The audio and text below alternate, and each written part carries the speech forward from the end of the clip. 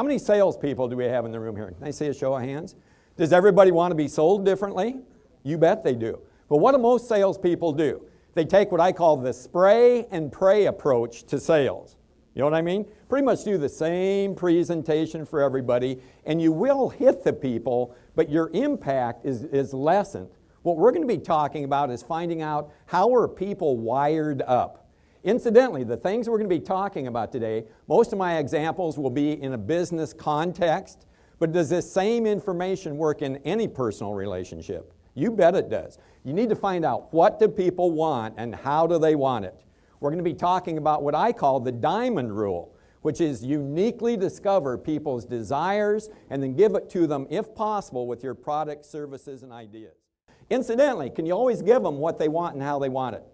No. But when do you want to find that out? Early or late? Early. When do we usually find it out? Late.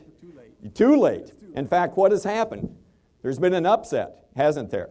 Because you're playing the same game with two different sets of rules.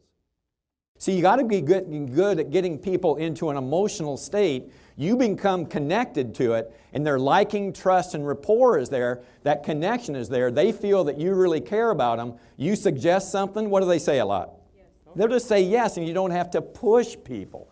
If you're pushing people, what happens when you push people, by the way? They're going to do one of three things. Number one, they might what? Push back. You've been in that situation. Maybe subtle or not so subtle ways. Other people, when they feel pressure like they're feeling pushed, what will they do? Put a wall around them. You're exactly right. They'll shut down, and you just can't get any information from them. Other people, when you start pushing them, they will fall over and push them right out the door, either literally or figuratively. Absolutely. So you don't want to push people, and that's the power, and I think that's the value of what we're talking about today. You're not pushing people. You're a psychologist. You're discovering people. What do they want, and how do they want it? And then if you can give it to them with your product, service, or idea, if you're a leader, now you have a connection. Now people will want to do things. If you haven't done your job up front, none of this is going to happen. So they develop rapport. They put people into state. You get connected with that. So understanding, number one, when it comes to the diamond touch is, when it comes right down to it, people want emotions. They want feelings. The second understanding is that values are the emotions that people want most.